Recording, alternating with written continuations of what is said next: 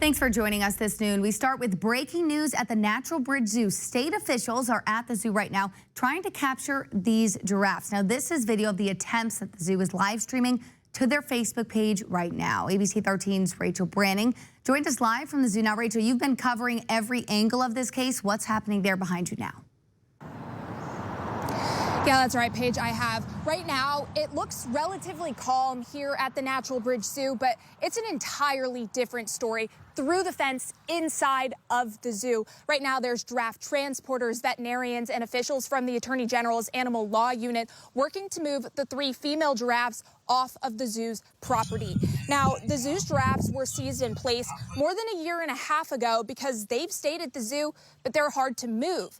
2 of them were pregnant, which complicates the situation. But as I told you last week, according to court documents, they're not pregnant anymore, and the babies are nowhere to be found. Today, the Natural Bridge Zoo took to Facebook live streaming the moving process, and so far, it's been a 4-hour-long ordeal. I've been watching the stream. So far, they haven't loaded any giraffes at this point. But in October, when the Attorney General's Animal Law Unit moved the zoo's male giraffe off of zoo property, that process took 8 hours. So today could be a very long day. Of course, I'll keep you all updated as this progresses. Live at Rockbridge County this noon, Rachel Branning, ABC 13 News. Thanks, Rachel. And for some background on the case, this case dates back to October 25th, 2023. On that day, and again on November 4th, officials say an undercover agent went to the zoo and took photos of the conditions of the animals.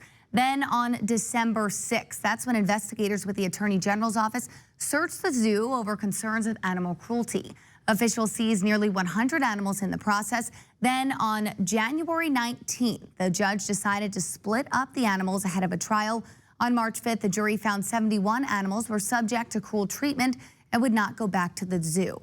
29 animals were returned, and just last week, May 16th, that's when those new court documents revealed the baby giraffes from the Natural Bridge Zoo are missing. Now, we've been covering the animal seizure at the Natural Bridge Zoo for over a year now. If you're unfamiliar with the story or want to get caught up with the timeline of events, head to our website, WSET-TV.com, then search Natural Bridge Zoo.